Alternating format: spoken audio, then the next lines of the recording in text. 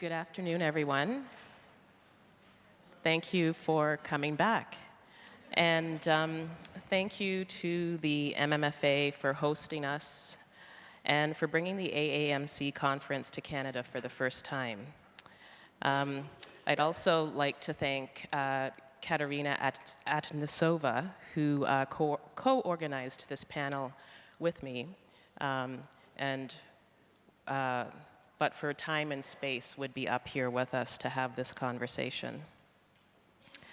My name is Michelle Jakes, and I'm the Chief Curator at the Art Gallery of Greater Victoria, which is located in the unceded territories of the Lekwungen-speaking people on what is now commonly known as Vancouver Island, British Columbia.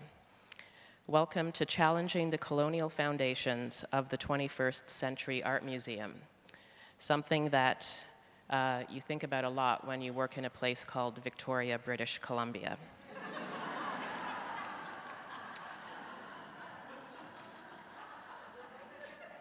I didn't expect such a laugh. For some years now, our discussions at the AAMC have addressed issues centered around diversity and inclusion, and rightly so. At this, the first conference to be held in Canada, we thought it essential to bring attention to some of the groundbreaking work that is being done on this side of the border to invite broader participation in the art museum, but also to examine what we are really up against when we do this work, the legacies of colonialism that are at the very root of the museum. Quote, "We commit to supporting the ongoing relationship between Indigenous artists and Indigenous and non-Indigenous audiences for a shared future." This is one of the central strategic directions of the recently restructured Canada Council for the Arts, our federal funding agency. Their commitment provides, I hope, new inspiration to all of Canada's institutions, not only to center Indigenous culture, but also to think deeply about the politics of race and colonial privilege that have worked so effectively, as we heard this morning, to decenter it. I'm a curator who is well trained by the interpretive planners that I've worked with over the years, so now I'm going to tell you about my personal point of entry into this subject.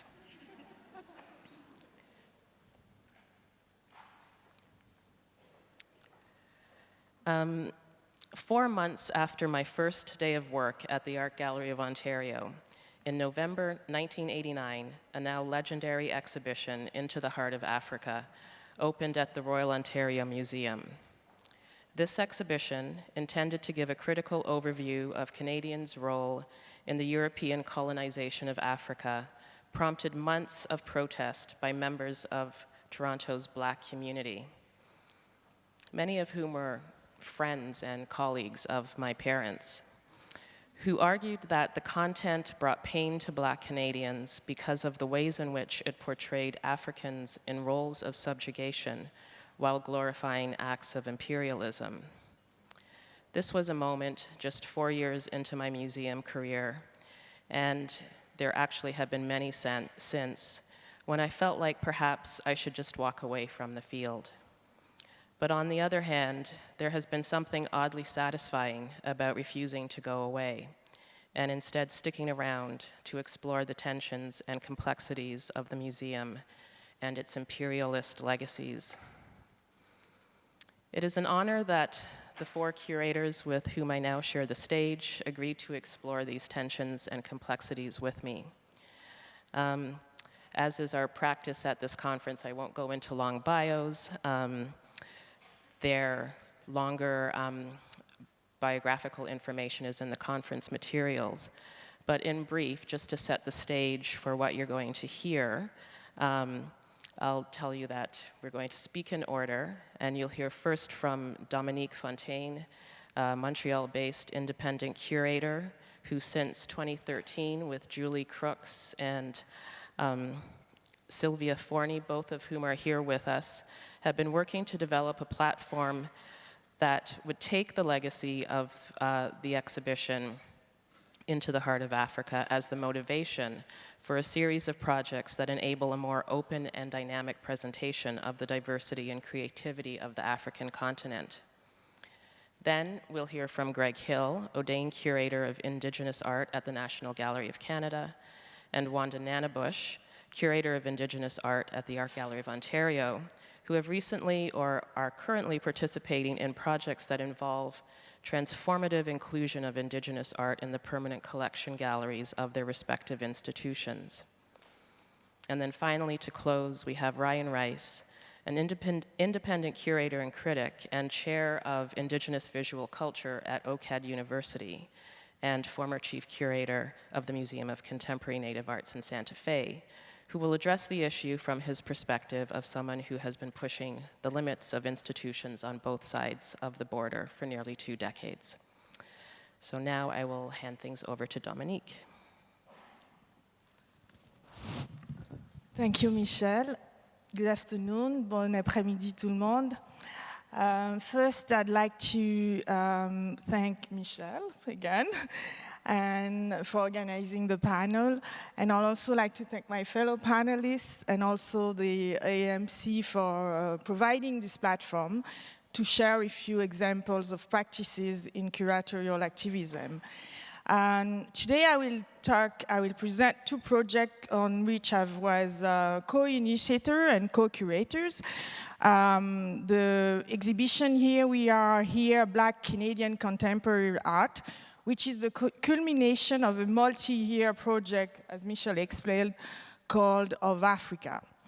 So, Of Africa, in fact, Into the Art of Africa, the exhibition that was done in 1989, raises many issues and concerns. So, the concern that was raised and the effects and problems of this exhibition were the starting point for the Of Africa platform that was developed between 2014 and 2018 as an attempt to redress and ease lasting tension through concrete and sustained museological intervention. By doing so, we, the curators and the co-initiators of this platform, we position our thinking and curatorial practice as a self-consciously engaging with the institutional history and the political nature of exhibitions. So we see the Of Africa initiative as an active and politically meaningful attempt not only to provide new and politically informed content, but also to affect institutional and structural change through long-term critical intervention. So while the public presentation of the project conforms by and large to current museological practice, the methodology that we've used to produce the Of Africa exhibitions and program reflect a critical consciousness that were informed by the colonial awareness as an intent to shape by, and it was also shaped by current political sensitivity and cognizance of the ROMs, the institutional past, the institution past. So, as Michelle said, the events that unfolding on the steppe of the ROM in 1989 have been acknowledged by the community leaders and scholars as an important instead of activist protests that sparkled by the problematic exhibitions.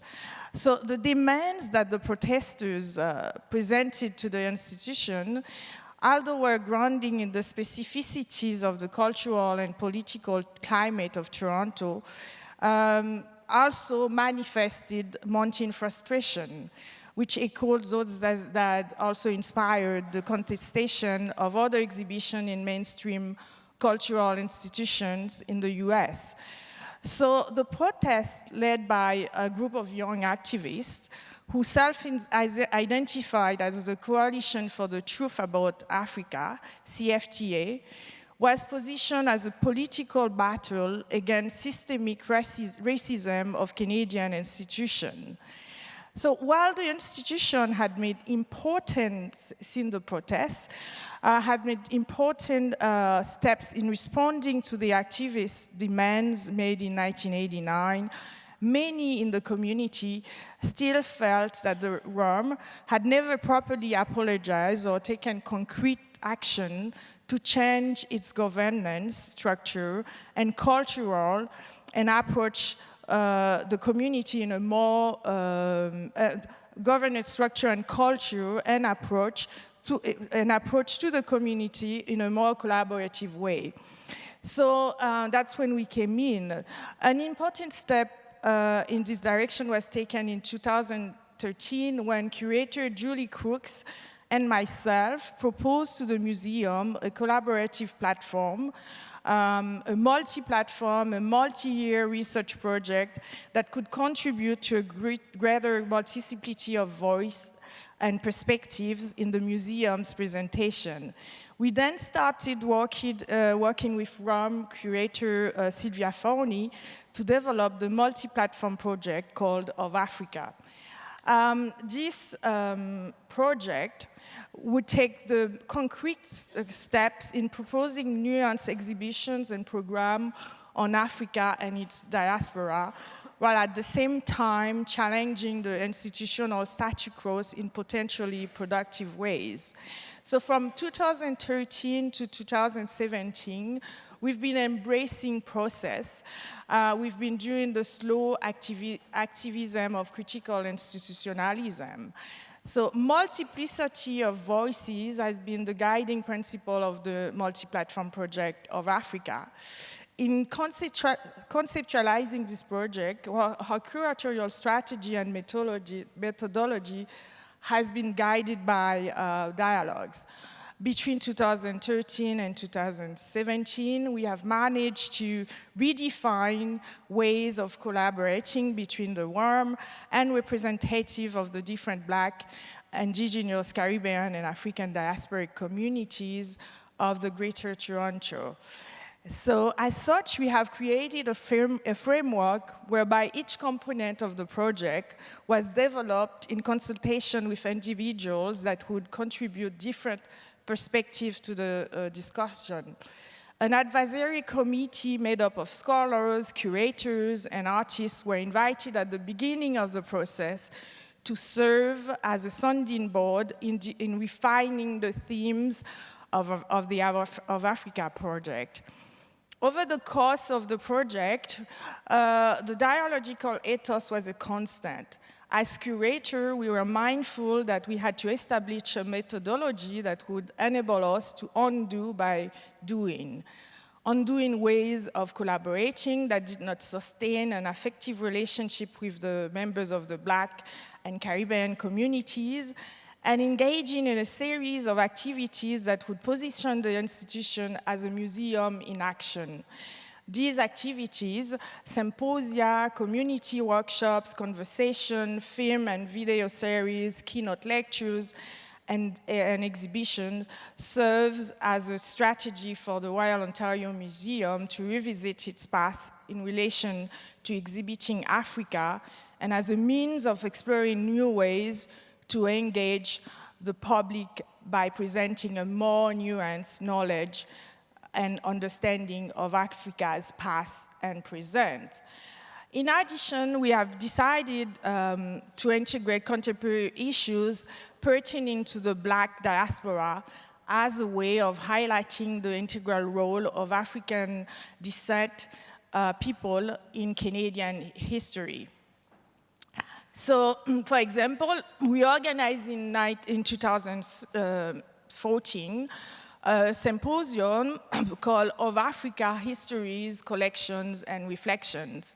That was the beginning of a series of activities that were intended as a first step in the strategy toward the museum's decolonizations. So the symposium was conceived as a way of opening up for further institutional dialogue by acknowledging the past and to think concrete ways to affect or change the habits of thinking and seeing Africa and its diaspora.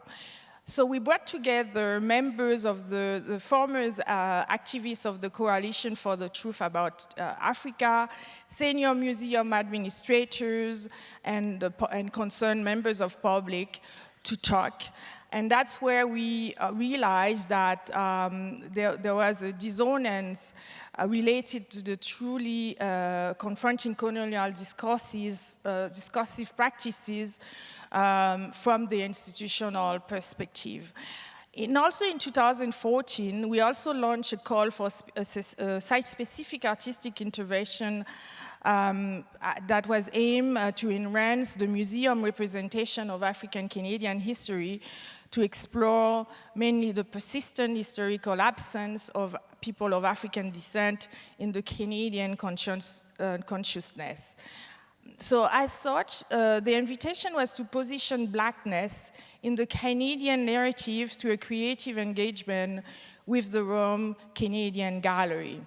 So the winning proposal was one, Shaping Black Feminine Identity by artist Karen Joan, and it exemplified our actions to affect change.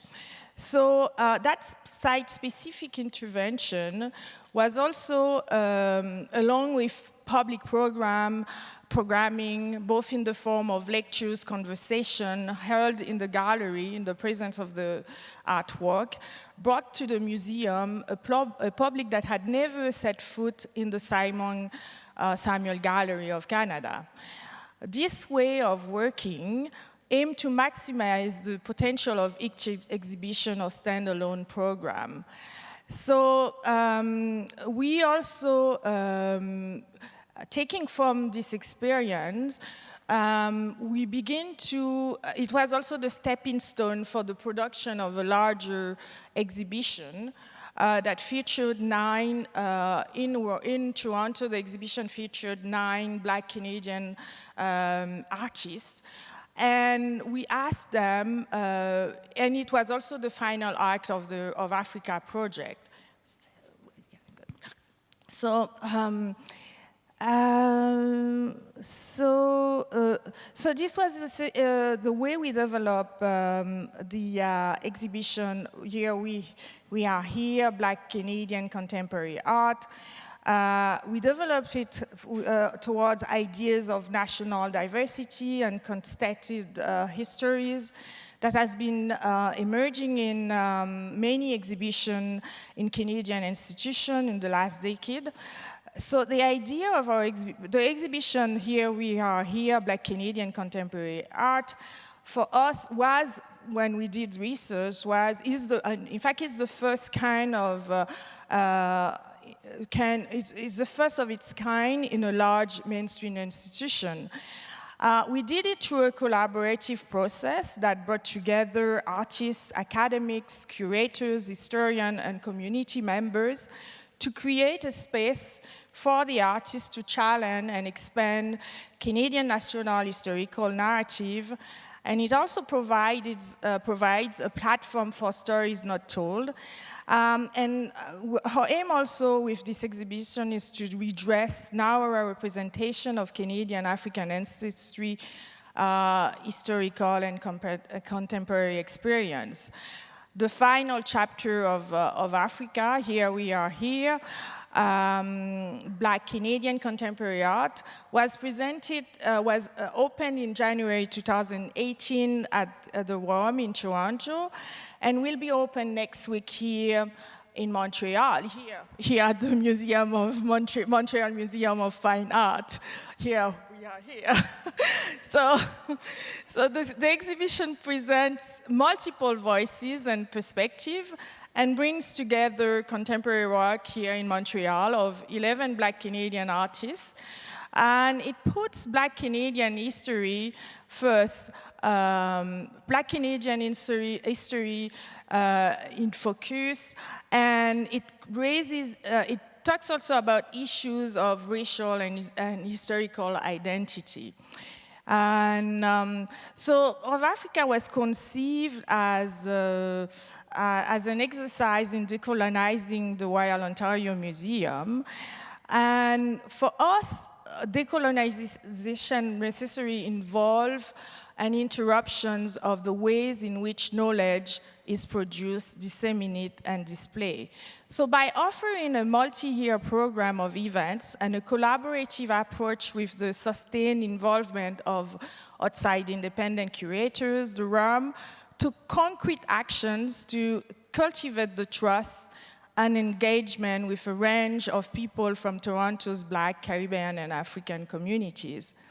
Finally, it is our hope that this will not constitute an isolated initiative, but that museum practices related to Africa and its diaspora will hereafter always be reflective and collaborative enterprise, informed by and concerned with the long-term process of decolonizations.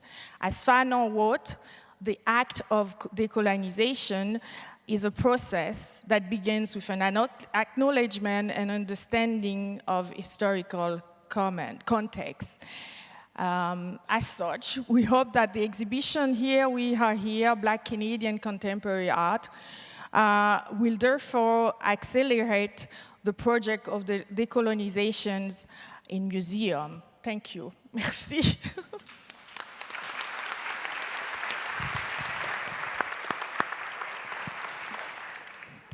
Thank you so much, Dominique. And now we'll hear from Greg Hill. Thank you. Thank you, Michelle. Thank you, Katerina, for organizing the panel. Also, thank you to AAMC.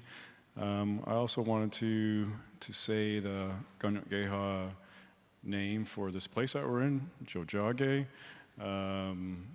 Put that out there in recognition of the three Ganukgehaga communities that are close by, Ganawage, Ganasatage, Okwasasne. And give you a little bit more about myself and how I entered into this space. My own background is Mohawk and French, Ganukgehaga and French. My father is Ganukgehaga from Six Nations, Grand River Territory. My mother is French from northern Saskatchewan. I don't speak French or Mohawk very well. I speak a little bit of both, having taken Mohawk languages courses in university, which is an interesting state of affairs. My background is as an artist, so I'm one of many Indigenous curators who have a practice or a former practice or a stumbling practice of visual arts while also working in an institution perhaps, and that's my case, and maintaining, trying to keep both of these identities going. I think this is another interesting moment or period that we're in where we're kind of a dying breed, Indigenous curators who are also artists, because there are so many brilliant students coming through school now, getting their masters, getting their PhDs, and vying for our positions, which is wonderful. And while I think that's a kind of progress, at the same time I kind of lament a little bit the kind of understanding that we have as artists who work with other artists in contemporary art, and we communicate and share, I think, I would argue, a deeper understanding of the art that we're working with and the artists that we're working with. My position at the National Gallery of Canada is as the Odane Chair and Senior Curator of Indigenous Art, position that I've held since 2008. I came to the gallery first in 2000 as a curatorial assistant to work in Canadian art with Denise Leclerc, who was the curator of modern Canadian art, to begin to integrate works by, at that time we used the word Aboriginal, and Ganukgeha, we say Ongwehongwe, to refer to Indigenous peoples into the Canadian galleries. I then moved into contemporary art and I focused on Indigenous artists, Ongwehongwe artists in contemporary art, trying to bring more works by contemporary Ongwehongwe artists into the National Gallery's collection. And then in 2007, 2008, we created a Department of Indigenous Art, and since then things have really advanced because once you have curators that are dedicated to a certain subject, begin to, in this case Indigenous art, begin to acquire and build a collection, you not only get a lot more work done, but you start to build an obligation or responsibility for the institution to care for that work that's coming into the collection. So I think we've done a lot of work since 2008, some of which I'll touch on now, under the premise of our main question, how do we decolonize the institution? And it was, as I was typing up these notes, it was interesting to me that maybe it's a case in point that I had to fight with my autocorrect to enter the word decolonize. It kept replacing it with recognize, which is not what I want to do. I don't want to recognize the institution. So I had to teach my phone. I had to teach my phone to recognize the word decolonize. I mean, this is exactly what we have to do on all levels, from software to hardware to architecture to the people and systems that inhabit, are informed by and reinforced by these very structures. I'm going to throw out another idea, one that I saw recently in a posting for the Taipei Biennial, and that is, as we consider structures to alter, to destroy, to make anew, that we consider also alternate models. Proposed for the Taipei Biennial is the consideration of the museum as an ecosystem. For them, the notion of the museum and its interdependency, its reciprocal dependency with the city in which it is located. Keeping these ideas in mind, I need to give you some context for what is happening currently and over the past while at the National Gallery of Canada. This is an institution born out of the colonial mold, modeled on the British Royal Art academic system. The NGC was established by the Marquis de Lorne in 1880, and its collection was started through deposits from the Royal Academy artists, which is, I would say, quite different from the United States because of that whole revolution thing.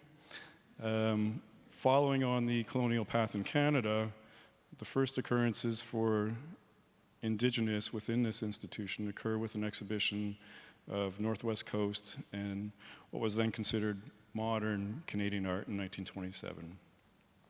This exhibition juxtaposed the visual material culture as it was framed at the time against the paintings of landscapes by modern Canadian artists.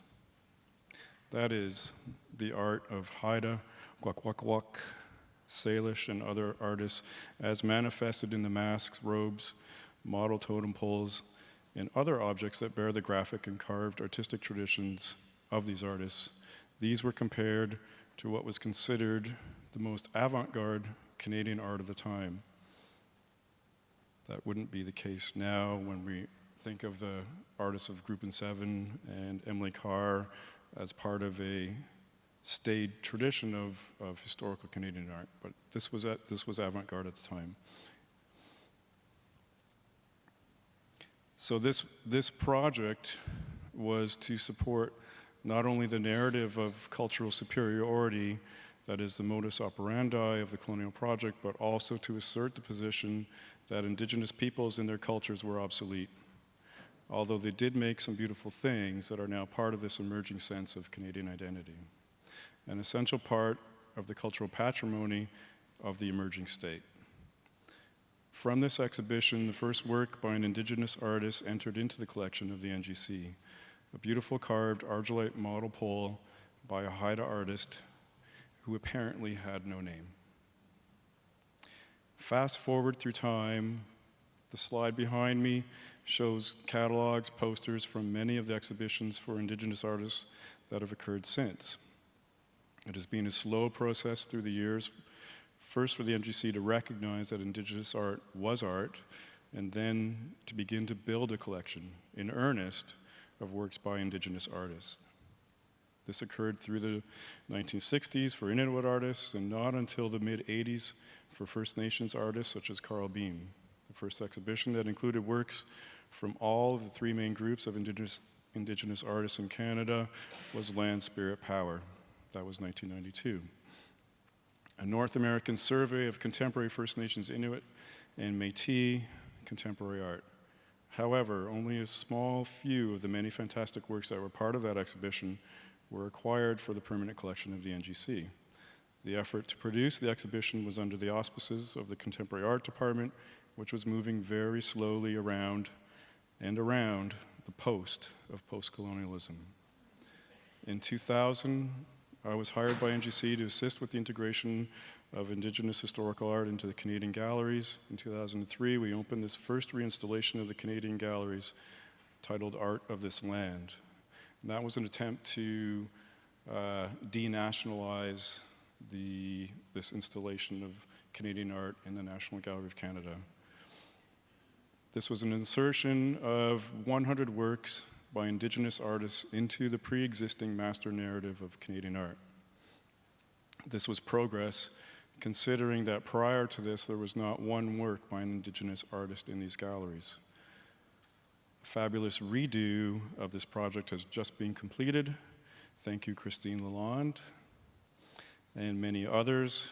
And the galleries are now named the Canadian and Indigenous Galleries. We'll get back to that. We have hired a curator for historical Indigenous art, and this project will continue on into the future. There are a lot of changes with this redo of the Canadian and Indigenous galleries. Some of those include a lot more. First, there's a lot more work by Indigenous artists in the galleries. There's nearly 200 works, which is double what the initial Art of This Land was. It's less of an insertion and more of an assertion. So there's more space, there's more work, and there's themes that carry along with and that intermingle with and stand out apart from the narrative streams that are part of Canadian art. So one important notion is that historical continues for Indigenous artists. Many contemporary Indigenous artists look to their cultural traditions and bring those forward in their work. So within the historical galleries are contemporary works. That had never happened before, and it's a hugely important point to make within the context of this reinstallation. I'm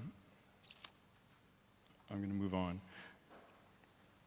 So, and there's one other important feature, and we'll probably bring up others, but is the more massive integration of works by Inuit artists. So the gallery had long been criticized, rightfully so, for showing their work on the lowest level, the ground floor, many times referred to as a basement of the National Gallery, and this was the locus of Inuit art. So Inuit art is now brought into the Canadian and Indigenous galleries in a very strong and powerful way. Jumping to 2006, I was able to curate a retrospective exhibition for the great Anishinaabe painter Norval Morrisseau.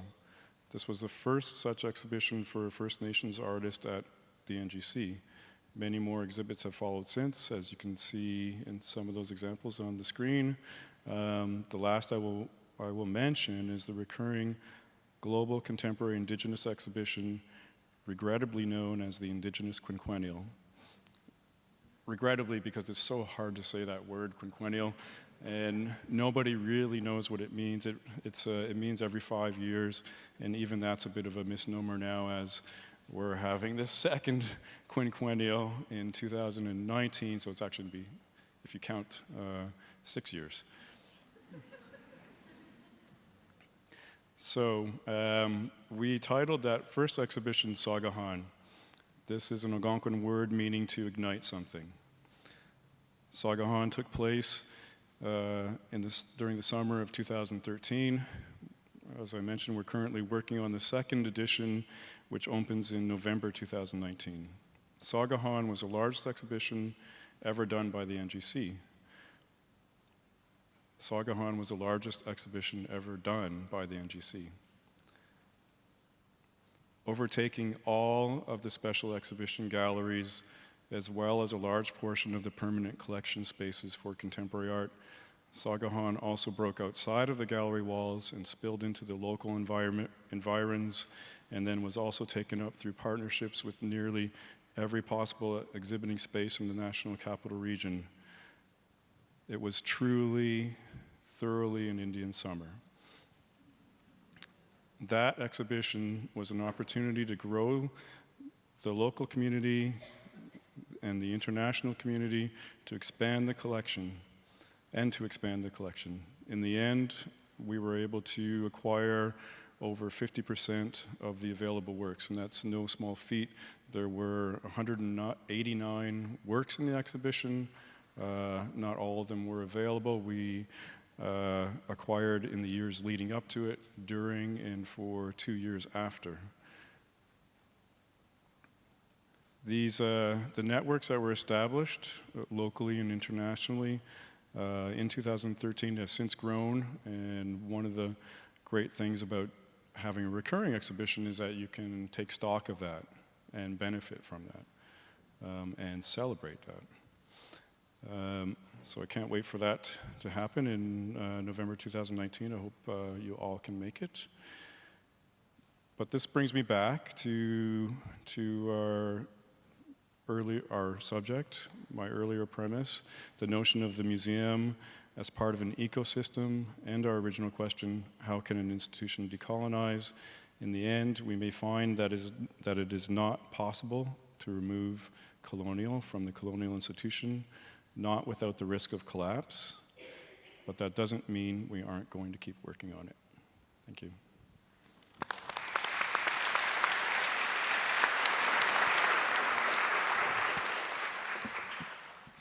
Thank you, Greg. And now we'll hear from Wanda, whose slideshow is far too complicated for me to manage. So she will do it herself. Yeah, I have 30 slides for you guys, so just keep your eyes open and just blink. No, I don't really. I'm just going to show you a few of them. Anine, Bojo, Sago. I'm Wanda Nanabush, Anishinaabe Kwe from Bosley First Nation, Mayengan Dodem, which means Wolf Clan, and I think I try really hard to hold on to the feeling of being a wolf in the gallery at all times. So I hope I never lose that, and if I do, then I hope they fire me, or I quit, or the community gets mad at me. Those kinds of checks and balances that we keep for each other. And part of that is to say, I think with this whole discussion of decolonization and inclusion, we have to be careful about the fact that, or keep in mind that we are always going to be drawn to and choose people that make us feel comfortable with who we already are. So if somebody's making you uncomfortable, that's probably where you should be going more in the future. So there's that. I want to talk a bit about the what's happening at the Art Gallery of Ontario. So my position is newly minted in the fall, in October actually, and we've done a ton of changes since then, and I can't go through them all, but I do want to talk about a few things that might be interesting to people that might be new. And I also want to start by saying, I guess I don't start from the question of decolonization. That's never actually a question I ask myself. It's never in my mind. Why'd you put me on this panel? No, I'm just kidding. I was listening to, I've been listening to people for years, and Alex Janvier said something really smart to me one day. He said many smart things. And you did a beautiful show of his, by the way. And he said, what we need is, we need to think of museums like we think of the land. He's like, it's about real estate. And so I do come in with that idea. It's like, how much land do we have in this institution? How much space do we have for our kinds of philosophies, our ways of thinking, our ways of doing things? Whether you call that decolonization or not, it's not how I approach things. I approach it from creating something, which is something different, I think, in an approach. Some people are calling that indigenization now, and I don't quite agree with that either, partly from what Greg was talking about. I don't think we can actually remove the colonial completely from these institutions in that way that something indigenized wouldn't be deeply, deeply compromised at a certain point. And so we just have to keep our wits about us at all times and be very strategic. So Georgiana is the curator of Canadian art at the Art Gallery of Ontario, and also newly minted. Her and I had a conversation about changing the department to be the Indigenous and Canadian. Actually, we started with Canadian and Indigenous. This is how, institutions work. We started with thinking about Canadian adding Indigenous to it. And then as we began to talk about how we might conceive of this new department, I kept coming back to the history of the country as a whole, and what is it based in? It's based in treaties, and I'm not talking about paper treaties. I'm talking about the treaties of the land, the treaties of the Indigenous visual culture here, the treaties that we've been doing forever. And I'm using a Gayan-Gehaga one because I'm on your territory, and I'm very thankful to be here. And it's also the one that is the most well-known by most Canadians, and even, I think, beyond. And it's the two-row wampum. And so we decided to structure the department based on this treaty relationship. So we think of ourselves as in a nation-to-nation relationship. We're separate but equal. We think of the value system of all the work that we have to do is based also in treaty. So it's about mutual sharing, it's about respect, it's about working from honesty, integrity. Those kinds of value systems are sort of built into everything we do, including contracts, like when we hire somebody. We don't own their labor. So there's so many ways in which it starts to shift every single part of the institution when you use a social political structure to define what you're doing in the cultural field. It can be scary for people, for sure. And I'm not going to go through all the changes that we're making, but I do want to say we have 4, increasing the real estate for Inuit art. We used to have 1, now we have 4 spaces that are devoted exclusively to Inuit art. And my strategy is to focus on solo exhibitions, because I feel like our audience really sees it as a monolithic kind of Inuit drawing thing and then the Inuit sculpture thing. They don't exactly know names. They don't know the differences between how artists operate. So really the strategy with Inuit art is to take it out of how it has been displayed so far and try to kind of assert the identity of the artists and what they've been working on and what their innovations are, and that's sort of the strategy. The other strategy is to take it out of the ethnographic modes of display, so the casework and things like that, which is so hard to do at a museum. I think this is why I've never worked in one. It's like, and even the artists argue with you. It's hard, because they want their work protected too. But anyway. So when you come up the stairs, we're going to turn that space into a gallery, and what will greet you are 2 solo works that have large sculptures that are on a platform with no casework, so that the stone can breathe. It's a living thing. It should be breathing, and also so that people can get a sense of it, its weight, its body, it's the way it is in the space, which I think casework really interferes with. And also to talk about the biographies of the artists. These are all really basic things, but haven't happened yet. And then the other thing We have a space devoted to Inuit drawings, and we started with Annie Putuguk. There's Shuvanaya Shuna in here now, and next is Jesse Onark, and that will continue to rotate every 4 to 6 months.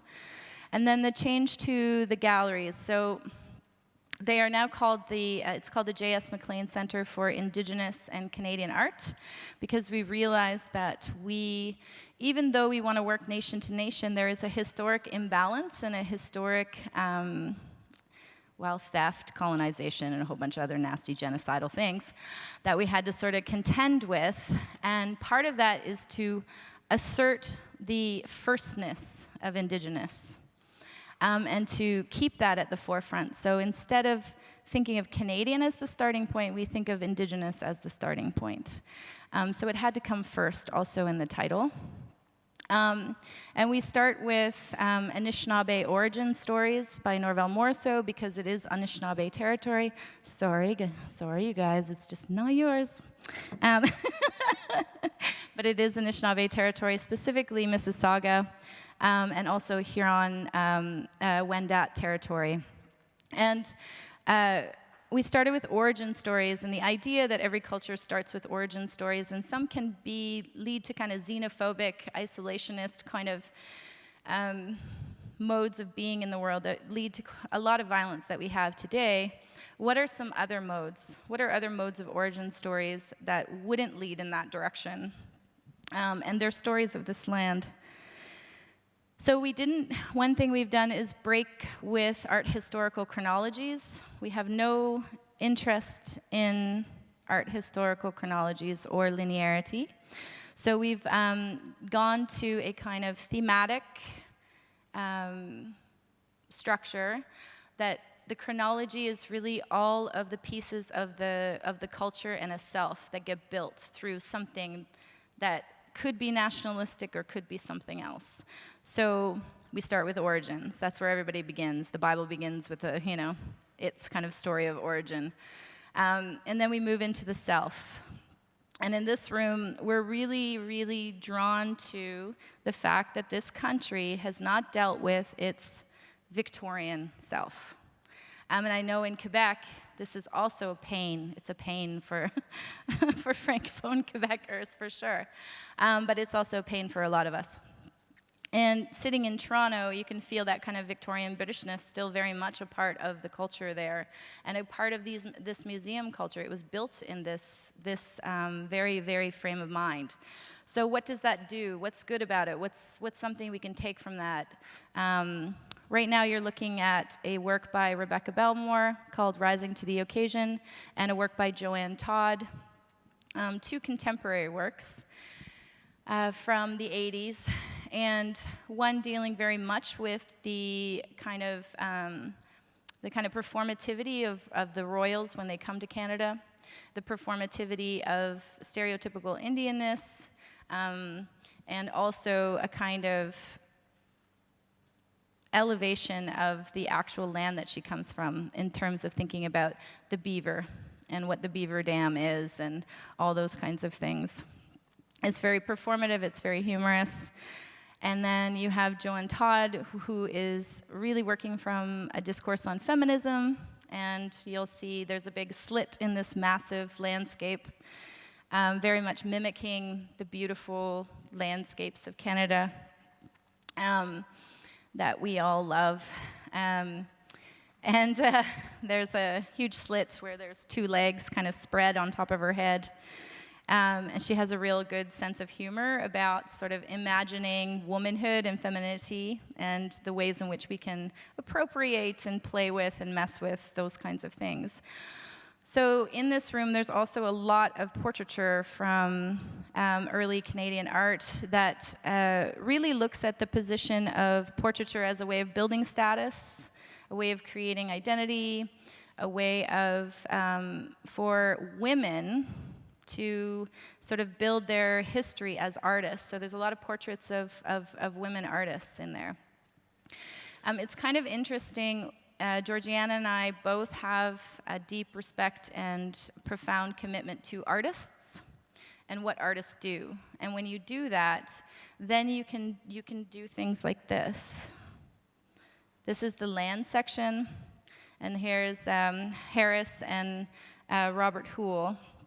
And this is we call it the Harris and the Hoole room. So Harris gets to be an artist again because he doesn't have to represent just Canadian nationalism anymore, because he's a brilliant painter, and why can't we look at his work in this way? In connection to another brilliant Anishinaabe painter who works in a similar traditions with landscape, abstraction, but pushing much more of the conceptual, linguistic turn. So having these two artists, we can ask new questions about land, we can ask about self-determination, sovereignty, those kinds of things, but we can also ask questions about different kinds of art lineages that maybe would normally be treated as separate. So we have a two-pronged approach, which is to make sure that Indigenous art is included into everything, but as the starting point. So it sets the conversation for every single room, and to make sure that we also have spaces of self-determination. So in what used to be the European salon-style hanging system, we have this beautiful room, and it has lowered ceilings. So that entire side, all the walls have been taken out, the salon's been taken out, the stairs removed, and now there's this massive new space for what we call the Indigenous to Indigenous gallery. So a space where Indigenous artists can have conversations with each other that don't circuit through Canadian art, don't circuit through art historical issues and problems, but really is a space where artists can be, where Indigenous philosophies and thinking can be centered, as opposed to, you know, added into a pot that's already been made.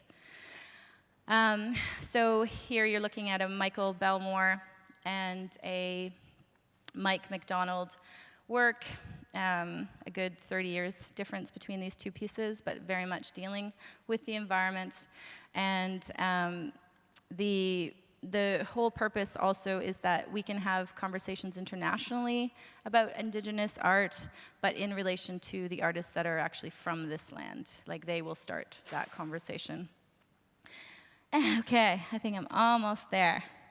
The focus on contemporary art, I should explain, has largely to do with, one, our belief and commitment to living artists, and also because I strongly believe that the two things that this country can't handle are living Indigenous people, our bodies, ourselves, and they can't handle land rights. And so contemporary artists seem to do a lot about land rights. So it's great, we can just keep it on the table. And the gallery itself, I think of as gaining real estate, as a kind of land claim within the museum. The amount of space that we now have is, like, I don't know, grown by over like 500%. So those are kinds of important things. And contemporary artists are dealing with the issues of our time, of our day. So when they look at the past, I feel like they're picking up threads, picking up things that allow us to conceive of a future we didn't even have yet, but was there, you know, in that past that we were looking at all wrong. So I think there's a really important thing about focusing on contemporary art in these spaces. It doesn't mean that we will not ever show historical art in these spaces. In all of the galleries, we will, but I feel like we do not have the collection yet for it to make sense and to do it justice, and we do not have the discourse yet that will have it make sense, and I don't like rushing things, so that's something to come in the future, for sure. And I think that's all I wanted to say about the new galleries coming at the Art Gallery of Ontario.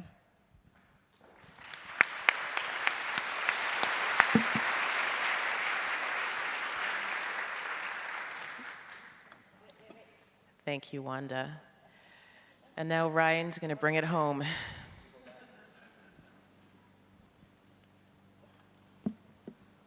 Ruined the surprise. I'm sorry. Sego Aguego, Arunianos Yujats. I can't see with these glasses. Ganyagehaga, Dana Ganawage, Nidawageno. I want to thank Michelle and Katerina and my fellow panelists for being here today and sharing their knowledge. I want to thank Nadine St. Louis for setting the tone for today's conference, because I think she raised a lot of the issues that I start thinking about in terms of preparing for this panel just last week, because I will digress. I was originally going to talk about my working on both sides of the border, but I re-examined the question, and I thought of a different way of approaching this. So by taking from the blurb that talks about this panel, I was looking at what it said, and it said the only way to challenge the Eurocentric colonial structures of established art institutions, I think we have to add American art institutions, because there are a lot of different things that we are doing in Canada that you are far behind.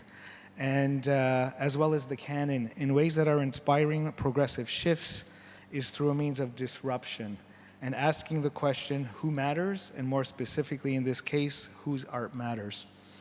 So when you ask these questions, I think in some extent you're shaking the foundations, and that was the original title of the paper that I was working from, was about shaking the foundations, and I was looking at how that disruption needs to take place within these institutions. So most people ask, how do you do this? And I was invited, because now I'm teaching within a educational institution. I get to speak to a lot of classes, so I was invited to a graduate class to talk about some of my work. But when I got there, they introduced that I was going to give them a decolonial primer. So from that idea of a decolonial primer, I will offer you 3 beginner steps. Now we can change the slide. So step 1, to address embedded colonial histories, you need to understand and recognize where you are. Do you know where you are? Knowing where you are is a critical framework for acknowledging and dismantling the foundations that embrace colonial injustices, and it is a strategy, and its successful strategy of erasure. So Wakanuradu, this is Mohawk land. We're situated right now in Jojage, near the historic site known as Hochelaga, and in our language, Osiaga, which was a settlement, a village that welcomed Cartier in 1535. There's a commemorative plaque at McGill campus just around down the road called Hochelaga Rock that recognizes this settlement. But like any other city, that erasure is clear to remove us from the land. And then the history of the people of Hochelaga is framed as a mystery. They say that we disappeared from the land, and this has been the continual writing of history, is removing us from the land. So this image right here, this is Mohawk land. This is something I carry on my shoulders every day. I place it next to my bed every night, and I put it back onto my shoulders throughout my life. But this is, as Kawanati said this morning, Kahnawake is about a 10 to 15-minute drive to the South Shore across the St. Lawrence River. Kahnawake means by the rapids. So our territory is about 15 kilometers square. And this is a monument. This is sort of like a contemporary monument, a reminder every day you're on Mohawk land. And I think this is something that needs to be carried through in terms of your decolonial steps, is to understand whose land you're on. There used to be somebody also did this kind of graffiti in the late 60s and early 70s, when our community was going through quite a shift in revitalization, reculturalization, and claiming our territory quite radically. And I said, this is Indian land. So when that stone got destroyed, someone redid this as this is Mohawk land.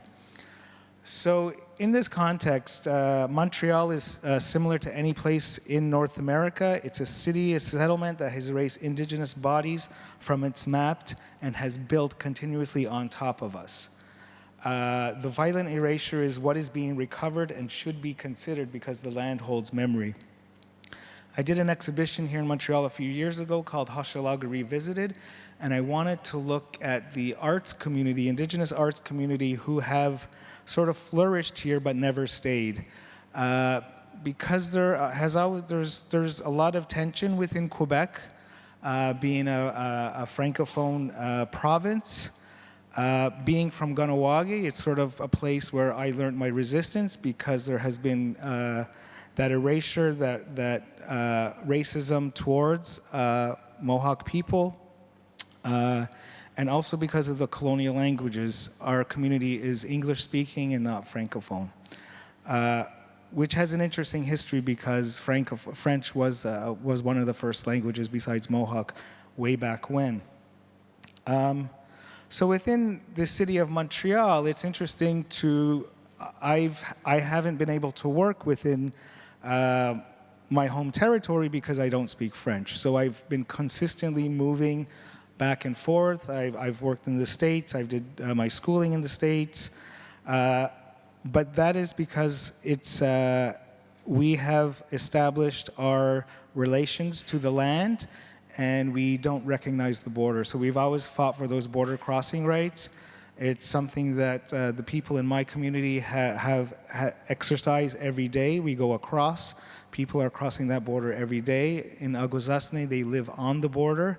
So there's a lot of these, that's a form of disruption and resistance. Most of us work in the United States. My father worked as, we're recognized as iron workers. And my father, we would see him on Saturday morning, have dinner with him on Sunday night, and he would go back to New York City. So this is a sort of a common relationship within our community's labor and history. So growing up here and building foundations as an artist here, we sort of, as Indigenous artists, we found ourselves. Kawanati was someone who I work closely with in developing Indigenous arts community here. But when you look at, when you would go within the arts world, we didn't exist here. And there's one piece here at the Montreal Museum of Fine Arts that I sort of always wonder about, think about, because there was never any label to give it any context. It's called Cognawaga Woman. It's a small bronze sculpture that I have seen since probably I was 15 years old. It's still there. I seen it a couple of weeks ago. But it gives no context to the relationship to the land, to Montreal, and to my community. So, I mean, it's a missed opportunity. But we didn't see much Indigenous art here, and when we did, it was always from somewhere else. Hence, the totem pole outside, which is an interesting thing to consider when you're thinking about the local. But Montreal is changing significantly, like many other places, and they are doing their due diligence to recognize place. Land acknowledgement protocols are happening across Canada, and Montreal placed the Great Tree of Peace on their flag, if I remember correctly. They place something on the flag to recognize Indigenous people. So step 2, what is your relationship to land? What is your relationship to place? What is your relationship to community? Because all of this is tied to the institution you work for. So we talk about within this field is about our programming, our education, the diverse communities that we are reaching out to. But as somebody who lived within a 10-minute bus ride from Montreal, we never came into these museums. And to be quite clear, we weren't very welcome to these spaces. So those kind of things have to change in order to really think about diversifying, decolonizing, and just being welcome. Who do you serve? Who matters to you within your institutions and in your exhibitions?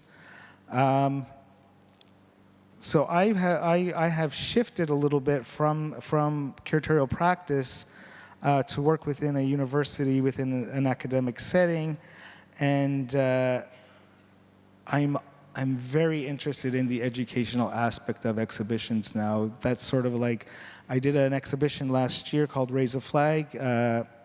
works from the Indigenous Art Collection, 2000 to 2015. And I spent a lot of time on the educational programming. I gave personal tours, 41 tours within the period of the exhibition, and it was quite effective.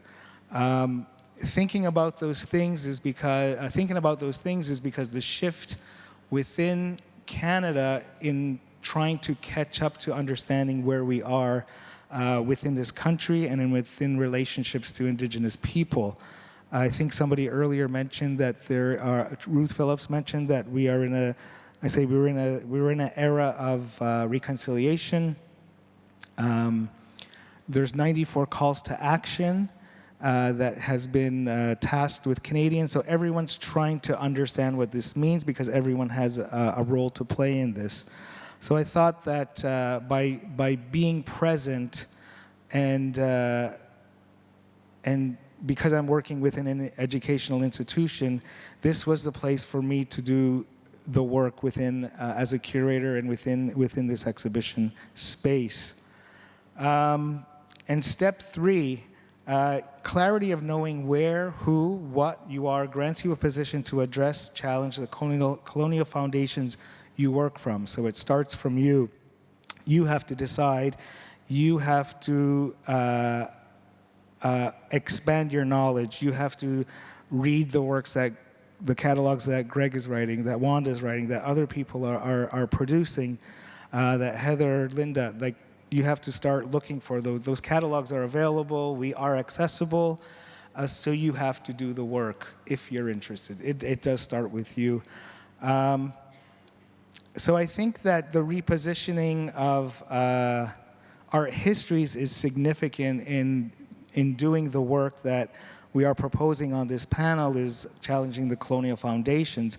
And through the exhibition, one of the entry points that I was able to probably bring more people on side beyond the fact that Indigenous people are within, we're on the news every day, which is different than, you don't see us the same you do in the United States.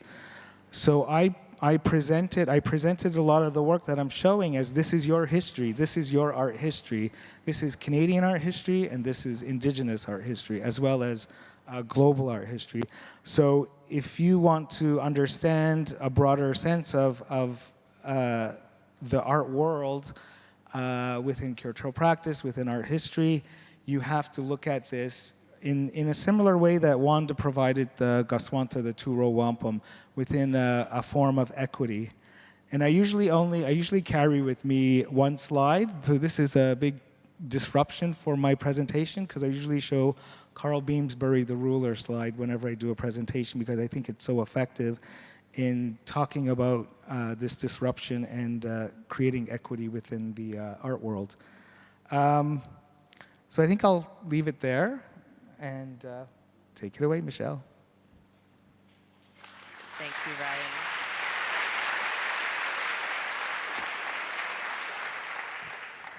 I think actually, given our time, I'm going to open it up to the floor. If there aren't questions, then I have one that I will ask, but I think we should open it up to the audience first. Are there any questions? Do I get to ask my question? There's a question. Where? No, it's a shy question.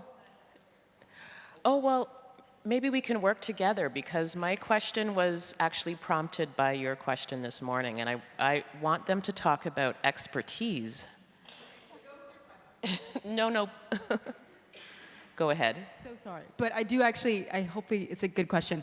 But I wanted to talk a little bit about the idea of the border crossing, especially because so many of us are in the United States. So, and hearing about how we kind of need to catch up, and for those of us who also don't have the collections that can tell the stories that we would like to say, or, because we all have institutions where our collections can get skewed. They have certain areas, they don't have others. So any sort of strategies, thinking about how to not only connect those with historical collections in, Native American and African collections like I have at my institution, and because I'm thinking about ways to do that as a contemporary curator in terms of activating those collections, but then also telling stories that we don't have the collections for, but that are still as important to talk about. So, yes. I think one of the ways to do it is with contemporary art, because so many people draw from tradition, and a lot of the artwork that is being produced by contemporary artists you don't have to sit one side by side. Like, this was a practice that was done in the 80s probably, where you have a basket, and then you have a basket by Gail Trombley made out of film. You really don't, you can see it's obvious, like, right? One's a basket, one's a basket. So, I mean, there's ways to do it within contemporary art. There's a lot of, and it's a matter of taking that leap, right? It's a matter of every collection in North America is going to have huge gaps. First, because of the banning of culture, the dismissal of our culture, and how those things have affected our communities, especially residential school as well, and where people weren't making. And then there's this vitalization of recovering all these traditions that were being made, but are now starting to get recognized. So there is a gap, and you have to start working from where you are. So I think you have to start in 2018 is a good place to start. Why do you have to go back, right? I think you can find people whose work will have the narrative that you want to present within the contemporary. A small museum I worked at in Cobleskill, New York, called the Iroquois Indian Museum, they frame themselves as an anthropological museum, but the whole scripted story of the exhibition is through contemporary art. I think also we're sort of caught, or people get caught. That's why I like starting from 2018, so you can just bypass this whole problematic of treating it as something that's like a fine art, like the Northwest Coast has happened to them quite a bit in the modern primitivism sort of thing. Or you get the they overly represent themselves as cultural objects, right? So they're stand-ins for community, or they're stand-ins for something like, form. And so if we can just bypass that whole thing and jump into 2018, the fact that there are still people practicing, like there is a whole generation of young people that have picked up these art forms that we call historical but are now contemporary, still continuing. That thing is what's being lost in this conversation a lot. Those young people, the way that they look at it is totally different. They go do the research with their aunties. They're like in archives. They're hunting from museum to museum. There's a young woman on the West Coast that's done this with Salish weaving. Those are the people that you should be engaging as well as contemporary artists. They are contemporary artists. They're just working in a tradition that we keep calling historical. So I think there's like a lot of room in there, and the way that they see it, they're able to draw out all those connections that you want made because they live here and now in the contemporary world, and they're obsessed with these things as beautiful art and as continuing their culture. So they've already bypassed that whole problematic. Contemporary Indigenous art from long ago is available. Museums lend to museums, and there are thousands and thousands of examples of contemporary Indigenous art from long ago that are treasures in some museums, are languishing in the vaults of many museums. So any occasion to bring some of those out, to make them available to contemporary Indigenous artists practicing today, furthers that practice and furthers those traditions. But that's definitely one way that should be explored in addition to what we're talking about and showing what practice now is also looking at what's in collections and how you can borrow it, how you can bring it out. It's a necessary part of what we have to do at the National Gallery of Canada, because we don't have a large, we have a very small historical Indigenous art collection. We just hired an associate curator of historical Indigenous art to begin to address that, to begin to take on the great amount of work that there is in finding these works in other collections and borrowing them, going through the loan process, and this cycle, this continuing cycle of loans. But it's very important work for institutions to engage in, because it can be transformative in that in borrowing these works and more works that are under the control of Indigenous peoples themselves, there are certain ceremonial protocols that are attendant to these that have to be followed. There's a consultative process that has to be followed. There's an involvement of people living today that care for those historical works. So having to engage in that involves staff in your institution who all of a sudden gain a new appreciation for the depth and the salience of historical objects that are alive and embedded with power today in the museum, by having to participate in these ceremonies, by having to do these, be part of this protocol and the care for these objects, an expanded notion of curatorial responsibility in terms of care for objects. So I think that it's important to not just give up on the possibility of being able to represent more thoroughly by borrowing from the many works that are in collections all throughout America, through Canada, through Europe. The work is there. And I think that's all we have time for. Thank you very much, everyone. Thank you.